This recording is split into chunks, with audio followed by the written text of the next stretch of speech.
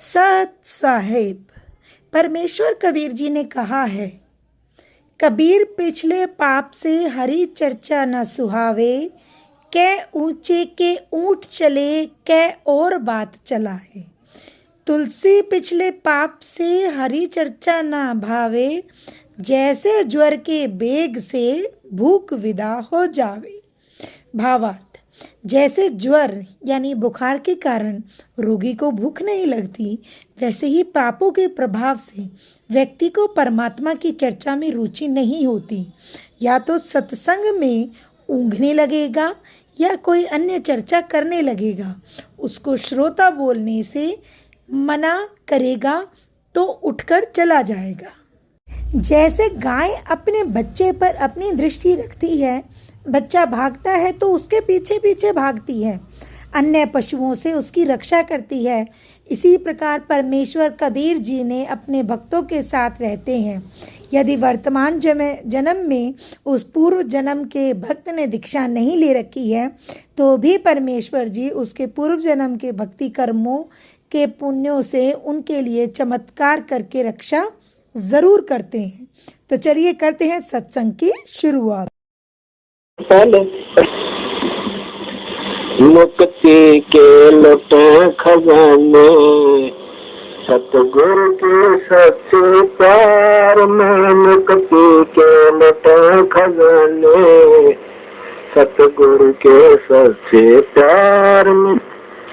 सतगुरु के सच्चे प्यार में, साहब के सच्चे प्यार में। मुक्ति के लुटे खजाने, सतगुरु के सच्चे प्यार में। तो जन्म गवाया मनुआ, इस कर्म कांड व्यवहार में। तो जन्म गवाया मनुआ, इस कर्म कांड व्यवहार में।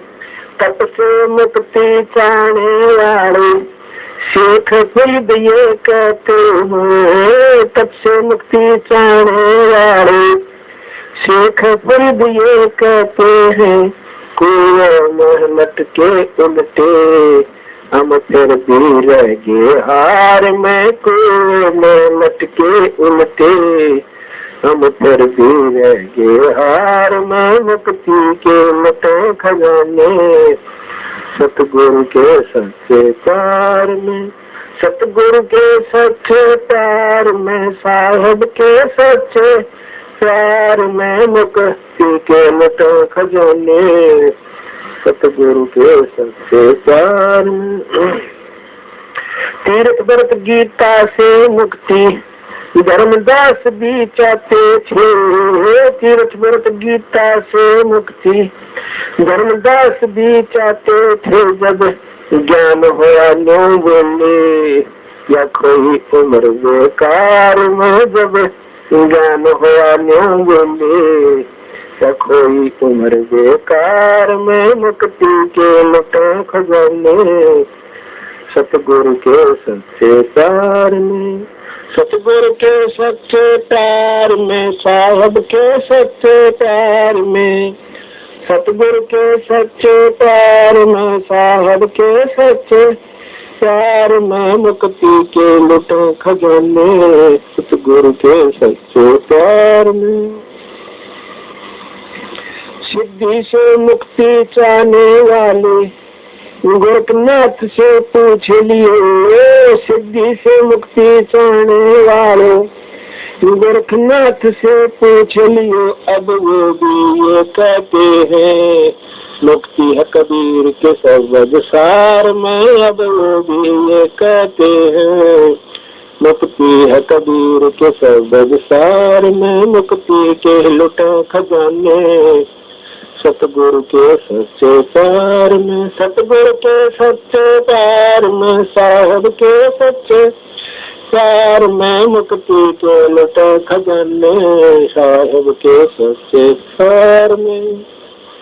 माया से मुक्ति चाहने वाले पिताजी से पूछ लियो। माता से मुक्ति चाहने वालों पिताजी से पूछ लियो। वो तो ये कहते हैं, मिला मुक्ति सतगुरु के बाजार में। अब वो तो ये कहते हैं भाई, मिला मुक्ति सतगुरु के बाजार में, मुक्ति के लुटे खजाने सतगुरु के सच्चे पैर में। कर्म कांड से मुक्ति चाहने वाले रामानंद जी से पूछ लियो। कर्म कांड से मुक्ति चाहने वाले रामानंद जी से पूछ लियो। शस हो कर सुलझाए उलझे थे ठाकुर श्रृंगार में, वो शस हो कर सुलझाए उलझे थे ठाकुर श्रृंगार में। मुक्ति के लुटे खजाने सतगुरु के सच्चे पैर में। बन में मुक्ति चाहने वाले बनखंडियों से पूछ लियो। बन में मुक्ति चाहने वाले बनखंडियों से पूछ लियो। सत्य कष्ट अनेकों नाम मिलता राम उजाड़ में, वो सत्य कष्ट अनेकों ना मिला राम उजाड़ में। मुक्ति के लुटे खजाने सतगुरु के सच्चे प्यार में। सतगुरु के सच्चे प्यार में, साहब के सच्चे प्यार में, मुक्ति के लुटे खजाने सतगुरु के सच्चे प्यार में। कृष्ण जी से मुक्ति चाहने वालों भाई मीरा से पूछ लियो।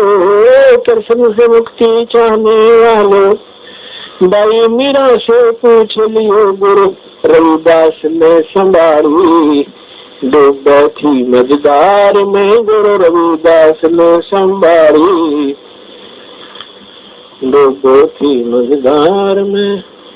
कृष्ण से मुक्ति चाहने वाली मीरा बाई ये कहती है।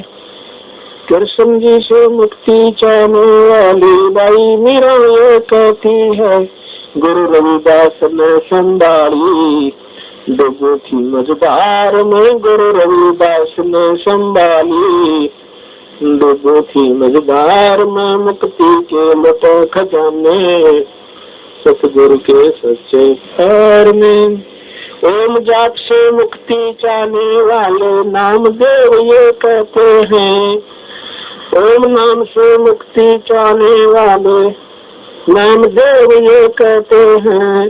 जब सोहम सुरत संभाली तब आई बात विचार में, जब सोहम सुरत संभाली तब आई बात विचार में। मुक्ति के लुटे खजाने सतगुरु के सच्चे प्यार में। सतगुरु के सच्चे प्यार में, साहब के सच्चे प्यार में, मुक्ति के लुटे खजाने सतगुरु के सच्चे प्यार में। ओम सोहम है जाप अजपा हरदम हंस चिताना है। ओम सोहम है जाप अजपा हरदम हंस चिताना है। जब सार शब्द मिल जावे पहुंचे सतगुरु के दरबार में, जब सार शब्द मिल जावे पहुंचे साहिब कबीर के दरबार में। मुक्ति के लुटे खजाने भाई सतगुरु के सच्चे प्यार में। राम ताल की आस खड़ी है सतगुरु जी के चरणों में। राम ताल की आस लगी है सतगुरु जी के चरणों में। अब खरे हाथ में डोरी मन लगता ना संसार में। अब खरे हाथ में डोरी मन लगता ना संसार में। मुक्ति के लुटे खजाने सतगुरु के सच्चे प्यार में। सतगुरु के सच्चे प्यार में, साहब के सच्चे प्यार में। मुक्ति के लुटे खजाने सतगुरु के सच्चे प्यार में। क्यों उम्र क्यों जन्म गवावा मनुआ इस कर्म कांड व्यवहार में। क्यों जन्म गवावा मनुआ इस कर्म कांड व्यवहार में। मुक्ति के लुटे खजाने सतगुरु के सच्चे प्यार में। सच्चाई सब में सुने कि मुक्ति के लुटे खजाने सतगुरु के सच्चे प्यार में। जैसे तो सिद्धि से मुक्ति चाहने वाले शेख फरीद से पूछ, गोरखनाथ से पूछ लियो, क्योंकि सिद्धों में गोरखनाथ जितना कोई भी शक्तिशाली नहीं हुआ, सबसे बड़े सिद्ध हुए हैं। उनकी भी मुक्ति नहीं हुई जब उन्होंने बंदी छोड़ कबीर साहब से सार शब्द पाया, जब गोरखनाथ जियों का मुक्ति का अधिकार हुआ। फिर बताया कि तब से मुक्ति चाहने वाले शेख फरीद से पूछ लियो। शेख फरीद जी 12 वर्ष तक कुएं में उल्टे लटके, जब बंदी छोड़ कबीर साहब उनको मिले, उनको बताया कि भाई तब से तो राज होगा, राज से नरक में जाओगे, आप मुक्त नहीं हो सकते। तब उन्होंने महाराज कबीर साहब से चरण पकड़कर प्रार्थना की। जब बंदी छोड़ ने बताया कि भाई एक सत नाम है, उसका जाप करो और सार नाम आपको मैं दूं जब आपकी मुक्ति होगी। इसी प्रकार किया कि उन्होंने फिर तप छोड़ दिए, सतगुरु के अनुसार साधना की।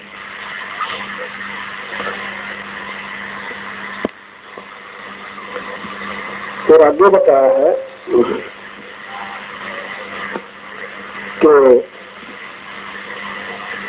कर्मकांड से मुक्ति चाहने वाले स्वामी रामानंद से पूछ लिए, वो शिष्य कैसे जाए, उलझे थे ठाकुर विचार श्रृंगार में। रामानंद जी 104 साल के महात्मा, अखंड ब्रह्मचारी, पूरी तरह योग के जानने वाले, चारों वेदों के ज्ञाता और 18 पुराण कंठस्थ याद, और कर्म कांड भी साथ में किया करते थे आदर भाव के लिए। इष्ट के प्रति अपनी श्रद्धा व्यक्त करने के लिए कर्म कांड भी किया करते थे। तो बंदी छोड़ कबीर साहब ने वो 5 साल के बच्चे ने 104 साल के महात्मा को समझा के महाराज जी ये तो पहली का कायदा है, आपने सतलोक जाना चाहिए, स्वर्ग तक की उपासना साधना प्रेरणा कितनी बार कर चुके, फिर वापस मृत मंडल में आ जाते हो।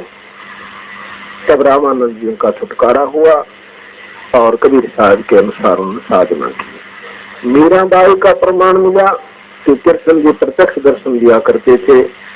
जब उसने संतों का सत्संग सुना, कबीर साहब क्योंकि रविदास जी के साथ रहते थे, ज्यादातर रविदास जी कबीर साहब के साथ रहा करते थे, और कबीर साहब का ही मार्गदर्शन रविदास जी किया करते थे सतलोक का।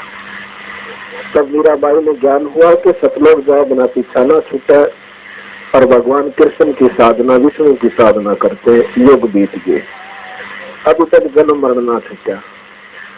तब उस बाई ने बंदीश्वर भगवान सतपुरुष की साधना की और मुक्ति को पाया।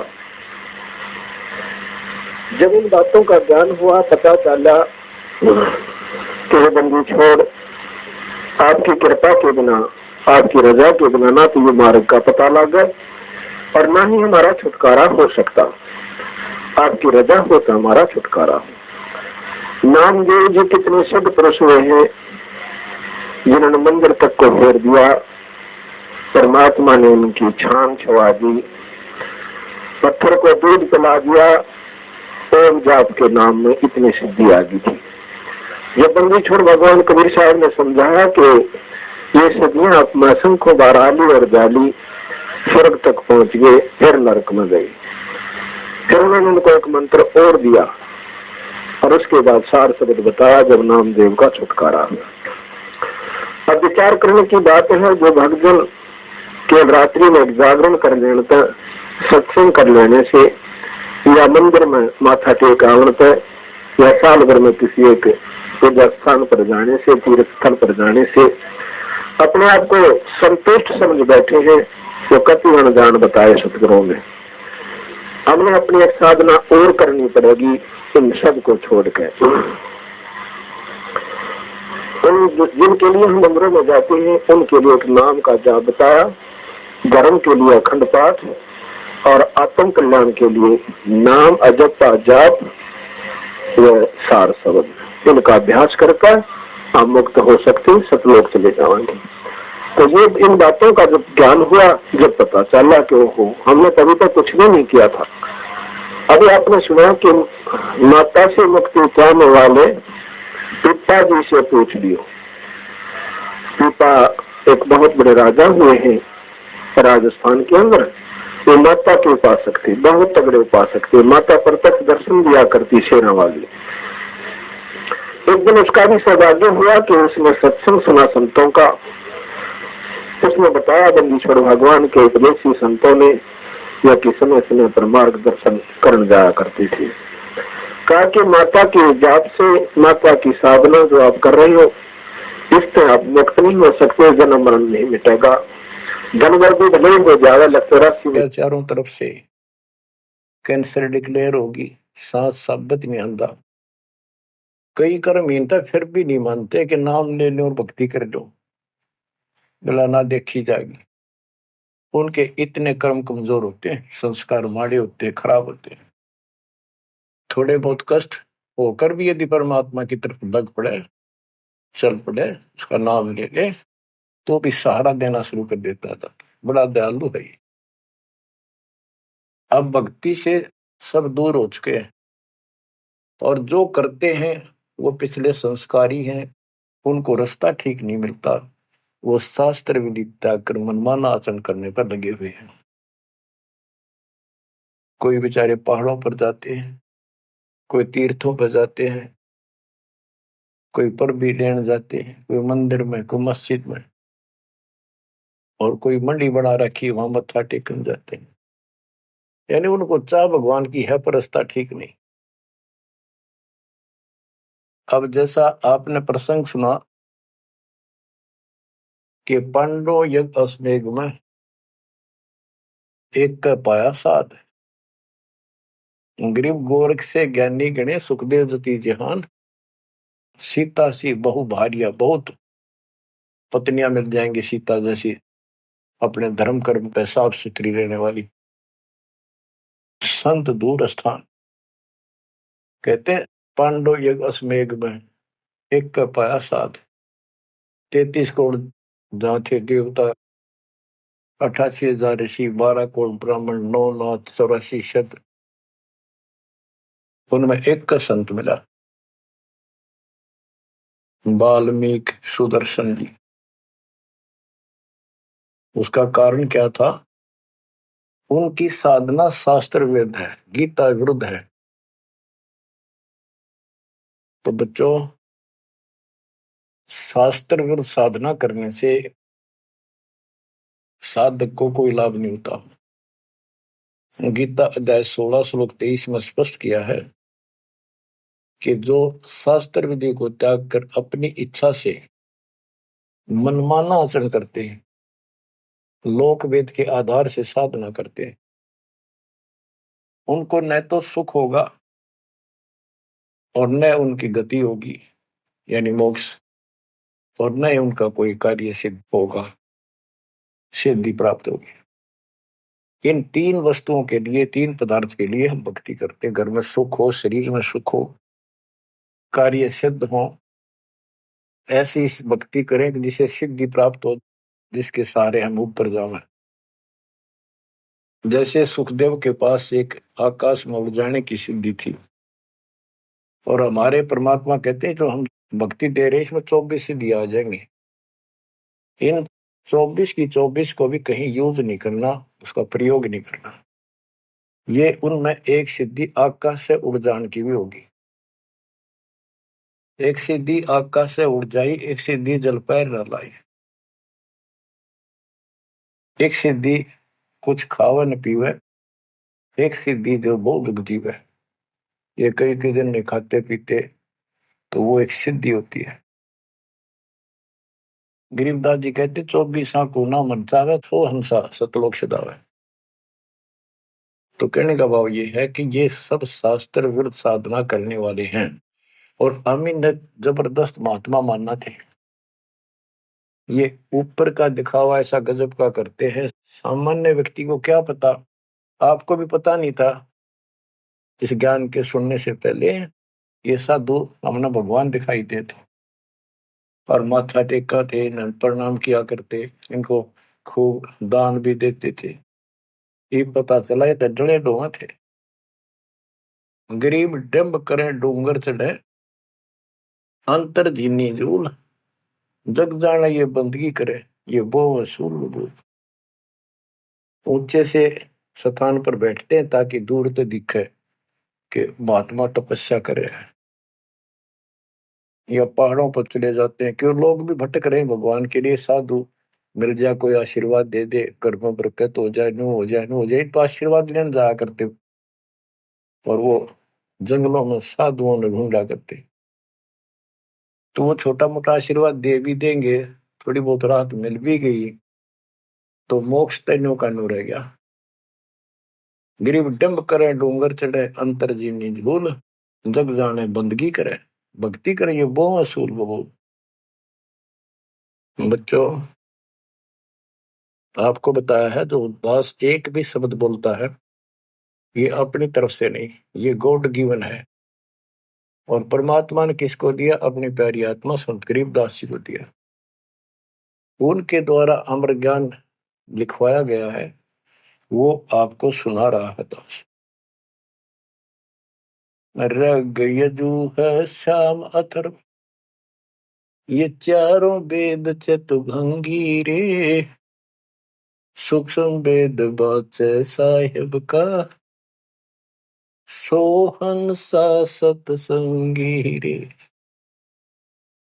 जो परमात्मा का सूक्ष्म वेद पढ़ता है वो सत्संगी है। चारों वेद ऋग यजु साम अथर्व, ये चारों भ्रमित ज्ञान युक्त है, इनसे जीव को कोई लाभ नहीं होना, मोक्ष नहीं हो सकता। तो दास आपको ये सूक्ष्म वेद सुना रहा है। अब कुछ वाणी सुनाऊंगा। ये माया का ग्रंथ है। एक बाल्मीकि नीचे कुल साधु, जिन संघ पंचायन पूरे न दू। एक बाल्मीकि जाति का, जिसको तुम नीचे को मानते थे, वो था साधु जिसने वो पंचायन शंख बजा दिया। और गिनो माया के पुता, ब्रह्म जोगनी सब ही टूटा।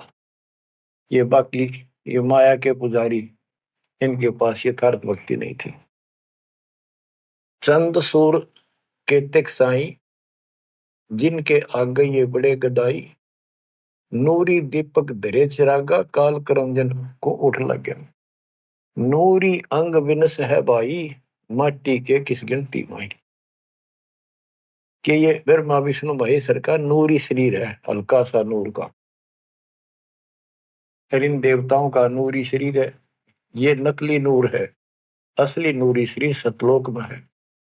काल ने दुर्गा के माध्यम से यहाँ उस सतलोक वाली सारी डुप्लीकेट वस्तु बनवा रखी है। कति नो किनो मिलते जुलते स्त्री पुरुष ऐसे ही है, और लेकिन वहां ओरिजिनल शरीर है, बिल्कुल अविनाशी शरीर है।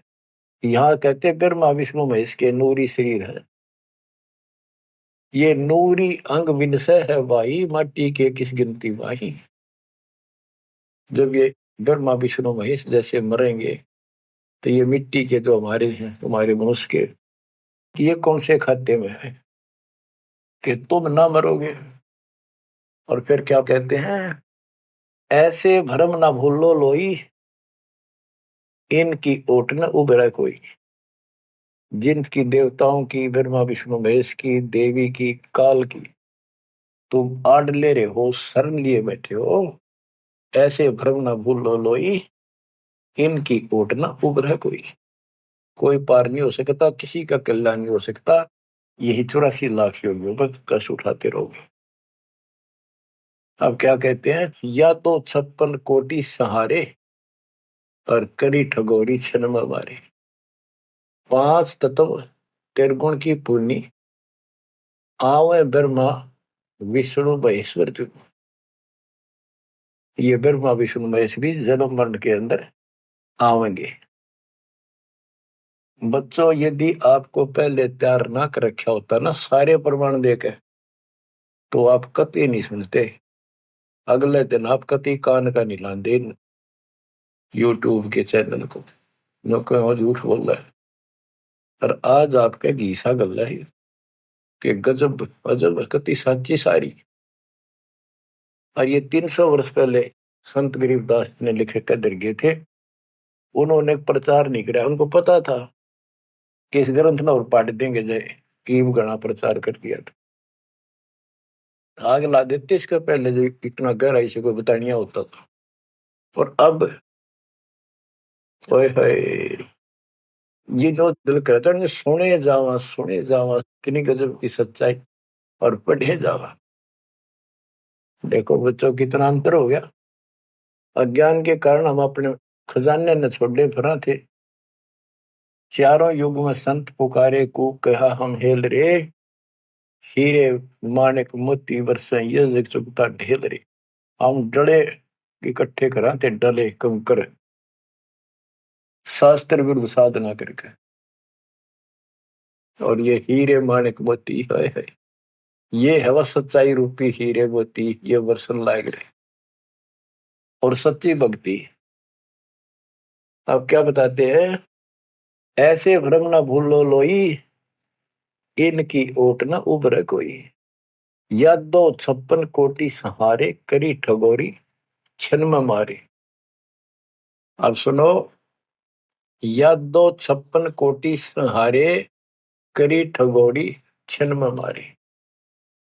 5 तत्व त्रिगुण की पुनी, आए ब्रह्मा विष्णु महेश्वर जूनी। देखो काल का जाल कितना भयंकर है। गरीब दुर्वासा को पेता, समझन आई नीचे।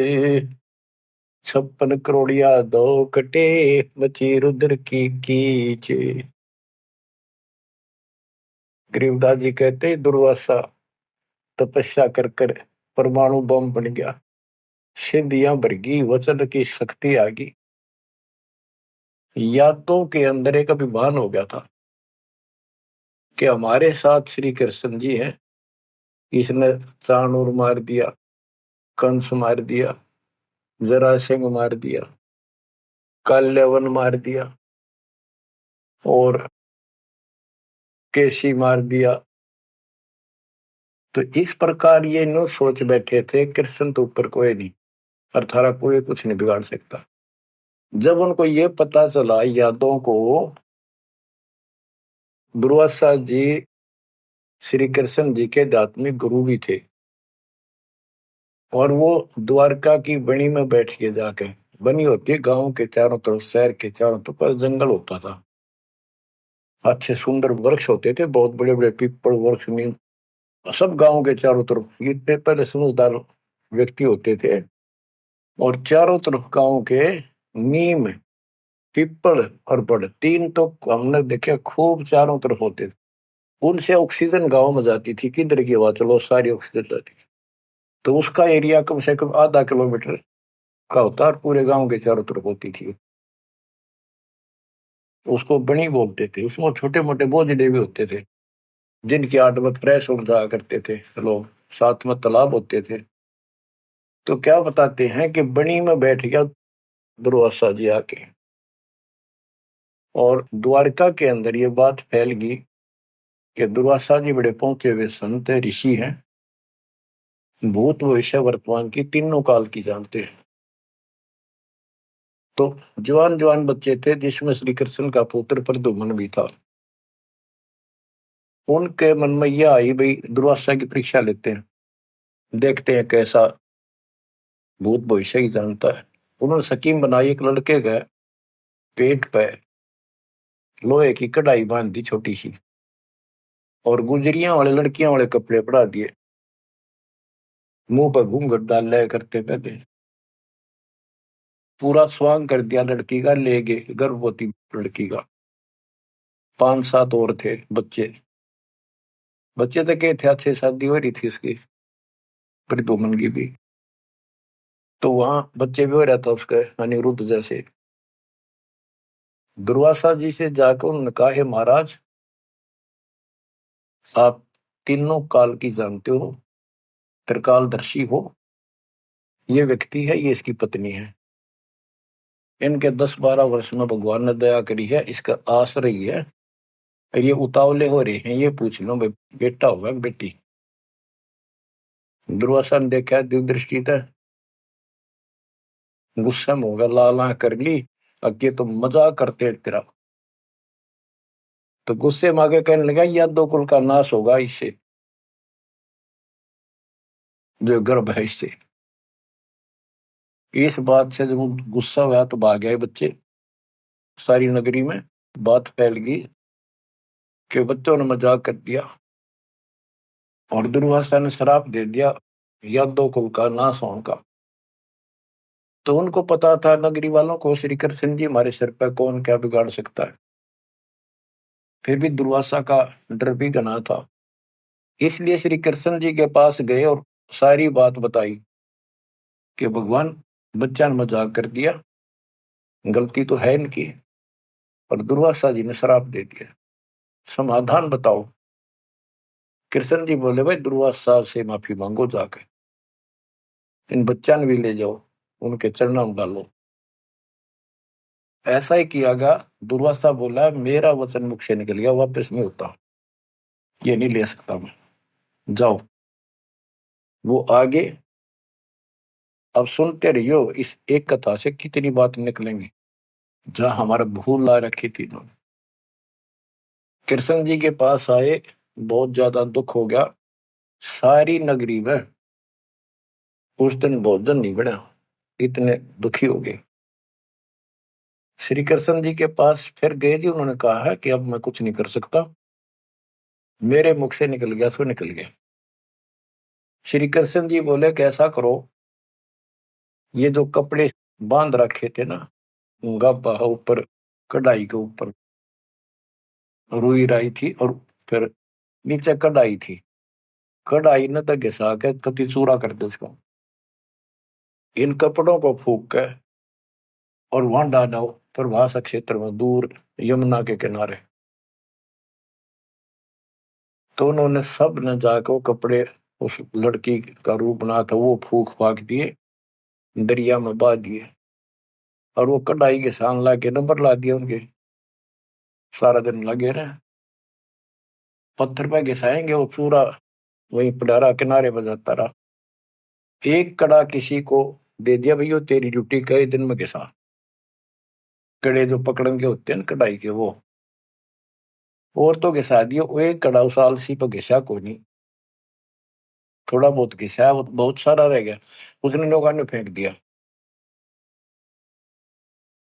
तो सबको ये हो गया, बस समाधान बता दिया श्री कृष्ण जी ने, अब कुछ होने का नहीं, सब निश्चिंत हो गया। कुछ वर्षों के बाद आपस में जरा जरा सी बातों पर, आपस में यादों का, आपस में लड़ाई होने लगी। कोई जरा सी कहते लट्ठम लट्ठा मार दे एक दूसरे ने, हाहाकार मच गया नगरी में, अकाल मौत होने लगी, पशुधन नष्ट होने लगे। तो नगरी के व्यक्ति फिर गए श्री कृष्ण जी के पास कि हे भगवान, ऐसा कौन सा पाप उगड़ गया इस नगरी का, किसी ने किसी की बातें नहीं सुहाती, जरा सा बोलते हैं लट्ठम लट्ठा हो जाए, मार डाले, अकाल मृत्यु होने लग रही है। कुछ दया करो, रक्षा करो, कारण बताओ, कुछ समाधान बताओ, हमको धर्म पुण्य कहो, वो कर देंगे। श्री कृष्ण जी बोला, भाई जो दुर्वासा ने श्राप दिया है ना, अब वो फल गया, उसके कारण ये सब कष्ट आ रहे। तो नगरी के लोग बोले, जी कोई समाधान बताओ, आप तो मालिक हो, सारी सृष्टि के रचने वाले हो, आप तो सब कुछ कर सकते हो।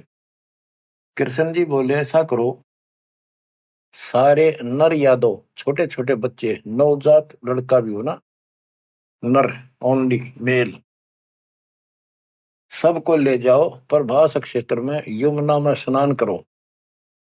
स्नान करने से तुम्हारा ये दुर्वासा वाला श्राप खत्म हो जाएगा।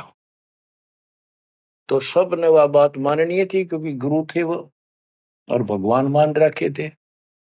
सब नवजात शिशु उस दिन भी जन्म हुआ था उस लड़के को भी ले गए और वहां जाके स्नान करने लग गए। नगरी में कवा सुनी सबकी हो रही थी, आंख बड़ा थी एक दूसरे की।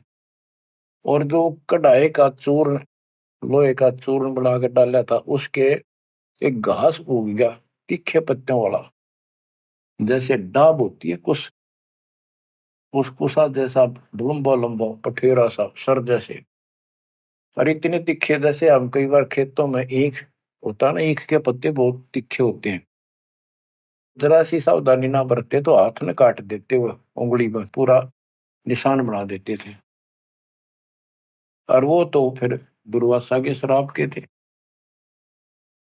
और उसी समय से आज तक बीच में अपने संत गरीबदास जी को बीच में मिले, इस भक्ति को फिर से जीवित करके, इस अध्यात्म ज्ञान को फिर से कभी खम्भ रोप गे, इनके माध्यम ये यथार्थ ज्ञान देख। और 300 साल से अमर ग्रंथ यहाँ पढ़ा करते थे गरीबदासी, गरीबदास के 12वें पंथ वाले। मेरे गुरुदेव के अतिरिक्त किसी के पल्ला नहीं पड़ा। उन्होंने दास को दिया ये खजाना, उसके बाद गहनता से इसका अध्ययन किया, आशीर्वाद उनका रहा। आज ये खजाना खोल दिया, गुरुदेव का आशीर्वाद, कबीर साहब का वचन, 5505 कलयुग बीत चुका, तो ये खेल तो होना ही था। और यह गंगा आएगी, मोक्ष करने वाली असली गंगा ये है सत्संग। इसमें जो स्नान करेंगे, सत्संग सुनेंगे, मोक्ष तो इन आत्माओं का होगा। अब्राहिम सुल्तान को कैसे निकाला, उसके कोरडे तक खाए मालिक ने अपने बच्चे के, बता के लागत था, क्या नाता था उससे। अब यहां विचार कर लो उसका हमारे से क्या नाता है, कितना गहन नाता है। वो हमारा पिता है, वही हमारी माँ है। उस परमात्मा में हमारे प्रति माँ और पिता दोनों का मोह है, कितना जबरदस्त हो सकता है वो देखो। तुम अपनी गलती से फंस गए, पर वो बैठा उस पर भी नहीं जाता खाली, कि कुछ तो निकालो काल के जाल से। आप आंख खोलो, इस मार्ग को दृढ़ता से ग्रहण करो, बच्चों वाली बातें छोड़ दो। सारा संसार एक तरफ हो जाए, आपने एक तरफ होना पड़ेगा। जैसे मीराबाई को कहा उसकी माँ ने, सत्संग में जाना मेरा छोड़ दे, आए मारी लोग कर तकरार,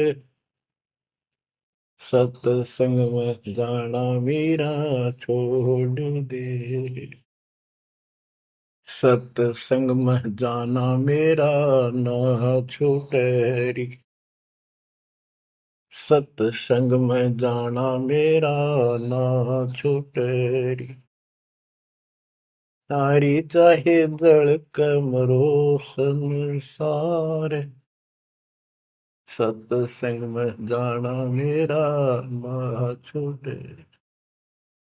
इस दशा में, इस स्थिति में आपको आना पड़ेगा।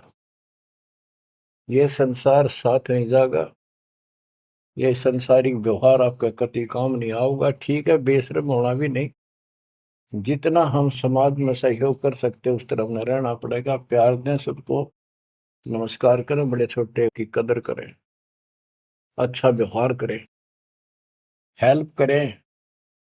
लेकिन जहां अपने भक्ति में बाधा हो उस पर नमस्कार करें, हाथ जोड़ लें दूर तक। बच्चों, गरीबदास जी बताया है, गोरख से ज्ञानी गणे और सुखदेव दती जिहान, सीता सी गो भारिया संत दूर स्थान। पुण्यात्मो, आपको अध्यात्म सिलेबस, ये अध्यात्म का पाठ्यक्रम पढ़ाया जा रहा है, दास टीचर है। और इसको बार बार रटवाऊंगा, बार बार समझाऊंगा, क्योंकि टीचर सारा साल उस सिलेबस को रह रह कर रिपीट करवाया करे, तब बच्चों के आत्मा में, उसके मन में, बुद्धि में वो सेट होता है। तो बच्चों, आपको ये सिलेबस 10 बार बार रिपीट कराएगा और ध्यान से उत्सुकता से सुनते रहना। परमात्मा के ज्ञान को, सत्संग को सुनो, जब कति एकाग्र चित्त से सुनो। गरीब गोरख से ज्ञानी घने, सुख देव जति जिहान, सीता सी बहु भारिया, संत दूर स्थान। अब आपको अमर ग्रंथ की अमर वाणी का कुछ अंश सुनाऊंगा। जैसे दास की बुद्धि काम करेगी, इसको सरल भी बनाऊंगा। गरीब यज्ञ जब पांडव राजा, नो नाथो नहीं ना दुहबाजा, 84 सिद्ध रिद्ध सब मोहे, पूर्ण ब्रह्म ध्यान नहीं जोहे। अब क्या बताना चाहते हैं संत गरीबदास जी, कि जब पांडवों ने अश्वमेघ यज्ञ रची, तो उसमें 33 करोड़ देवता, 88,000 ऋषि, ब्रह्मा विष्णु महेश तक उपस्थित थे, 12 करोड़ ब्राह्मण, और ये गिरिपुरी, इनका गिनती नहीं, 56 करोड़ जहां थे या दो, शंख बचायन नहीं बाजा ना दो। तो कहने का भाव ये है कि गोरख से ज्ञानी गणे, सुखदेव जति जहान, प्रसंग ये है। और सीता सी बहु बारिया, संत दूर स्थान।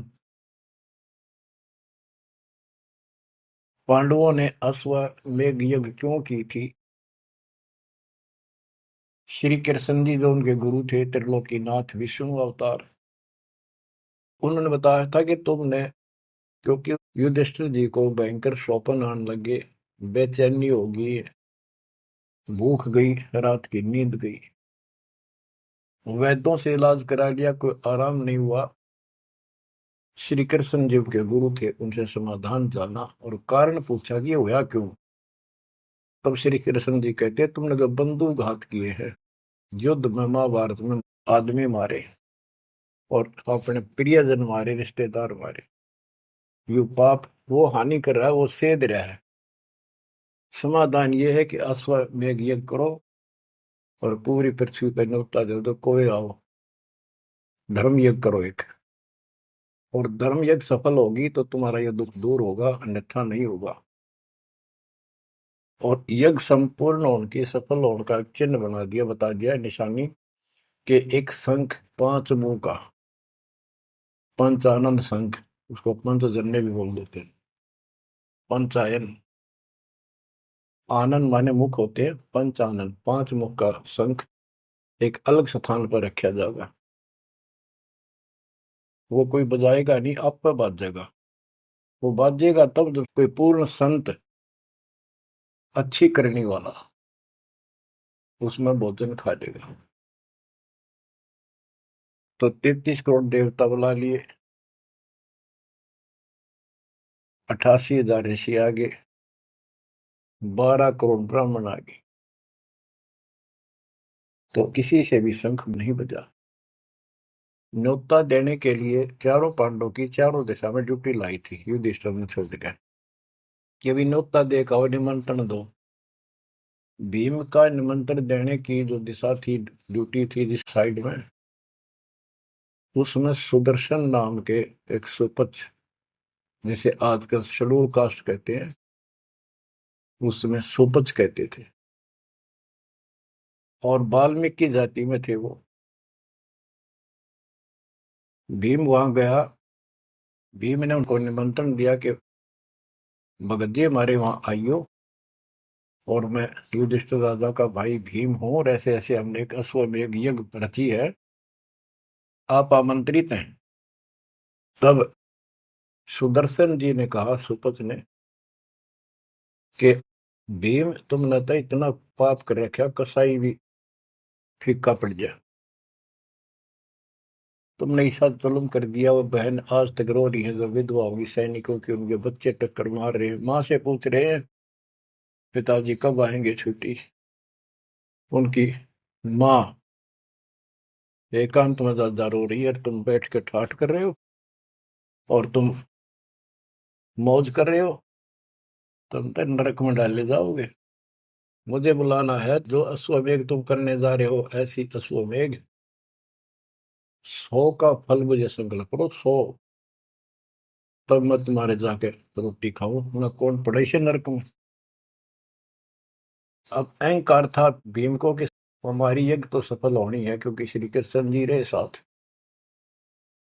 तो उस भगत को कहा कि तेने आना होता जी, फालतू ना बोले कि तेरे बिना वह काम अड़ा है, हमारे कोई आंट नहीं लगती। तो सुदर्शन जी चुप हो गए, साकट और सवान को उल्ट जवाब ना दे। जब उनका कति संपूर्ण नहीं हुआ, वो काम नहीं बना, 33 करोड़िया दो सारे आ लिए, सबने भोजन खा लिया। शंख नहीं बजा, जब एक दूसरे के मुंह को देखा है, वो उपस्थित ऋषि संत देवता ये बतला रहे हैं कि इनके पाप गणे कर लिए इनने। शंख बजेगा कहाँ से, अपने ऊपर ना लेते। अब जैसे ये माया के अंग का प्रसंग है, वाणी वो चल रही है कि इस देवी ने, इस माया ने काल के दबाव में यहाँ सबको भ्रमित कर रखा है, सत साधना करने नहीं देती, शास्त्र साधना में डरे डुबावे। कर तो काट रहा है लेकिन यह उसके दबाव में आ गई या क्या करे, फंस गई, इसके साथ आकर निकम्मे गए। तो बच्चों, तब युधिष्ठिर बोला महाराज हमारे पाप गणे हैं भगवान, ये तो कभी नहीं बच जाए। तो मन पता है क्या हाल हो रहा है, वो मेरे स्वप्न में भी दिखाई देते, वो बच्चे रोते हुए, उनकी विधवा रोती हुई टक्कर मार रही है। कृष्ण जी बोला भाई इस शंख न बजाने वाला आया को नहीं। भीम को बुलाया कि बताओ इस साइड में किसकी ड्यूटी थी निमंत्रण देने की, कि भीम की थी। भीम से पूछा कि तुम ऐसे ऐसे एक सुदर्शन नाम का संत है, उसको न्योता नहीं दिया। वो बोला जी निमंत्रण दिया था पर वो तो कुबोल आदमी है, ये बातें बोली है कि तुम पापी हो अपराधी हो, वो तो गलत बोला। कृष्ण जी बोले आपने क्या कहा। भीम बोला मैंने कह दिया तो नाना होता जी, आपने ना तो मत आइए। श्री कृष्ण जी बोले सारा काम खराब कर दिया, साधु संतों से ऐसे नहीं बोलना चाहिए, वो जो कहते हैं उसमें कोई दम हो बात में। तुम तो सारा काम बिगाड़ दिया, अब बता क्या करेगा, इतना पैसा लग गया, बात वही की वही। ओडे मुंह हो गया भीम का, कह तो माच रहा था तक के दिफा था।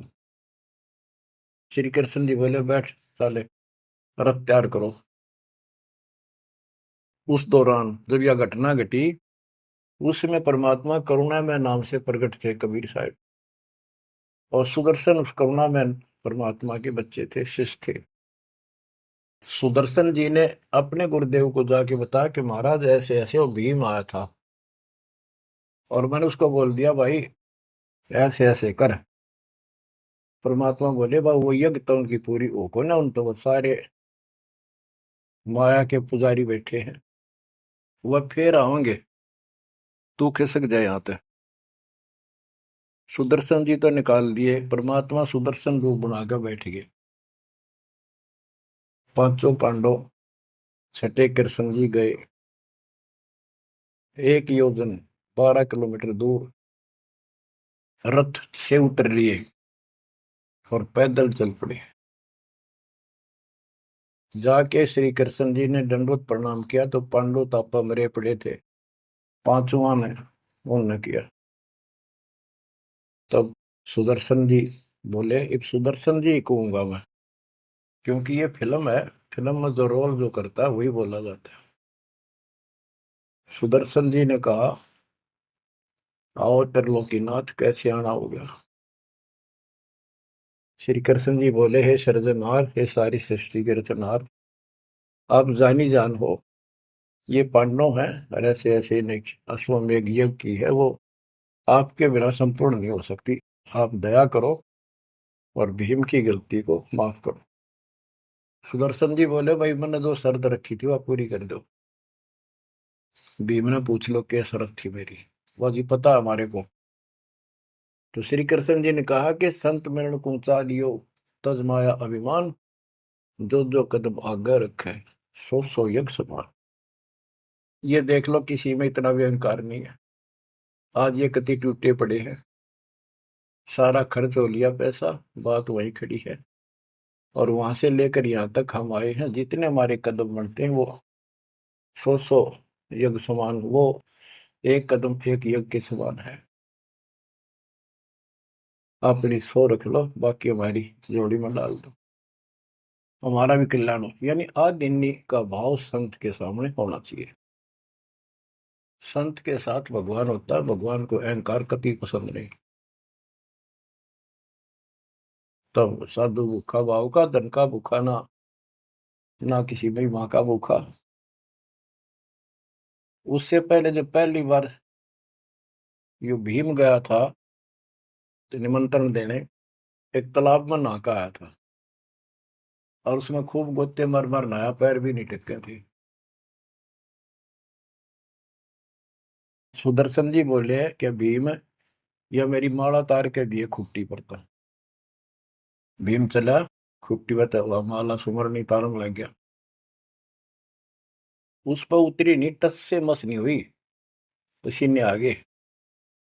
जब सुदर्शन जी बोले, भीम उधर बड़ी डींग मारा था कि युद्ध नहीं जीता जाता, एक का मारू था 10 मरे थे।